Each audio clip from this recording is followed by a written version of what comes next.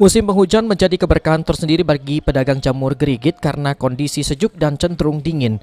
Sangat cocok untuk tumbuh kembangnya salah satu jenis jamur gerigit yang banyak diminati masyarakat. Seperti yang dilakukan oleh Barabere, salah satu pedagang jamur gerigit di Pasar Lawang Agung, yang mengatakan jika menjual jamur gerigit hanya di musim hujan saja. Karena jamur gerigit mudah ditemui di batang pohon karet yang sudah mati, apalagi di saat petani baru buka ladang. Oh, ini Wak, main kiloan apa main apa?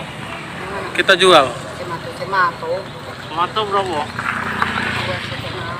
2.500. Ini dapat dari mana jamurnya, Pak? Nyambut, kebun kita kan di pasar ada baik itu barang, kalau kepingin itu kita beli. Orang tanggung, karang anyar namanya. Kita beli dengan yang ini, yang punya kebun berapa? Apa? 11.000. Lalu kita jual sini? Semato, Pak. Semato. Macam gula Banyak yang beli ya, Pak. juga lah. Kok kan untuk bikin pempek orang di sini kok. Pempek. Kalau orang dibikin pempek itu kok. Kalau kami itu sayur ya. santan.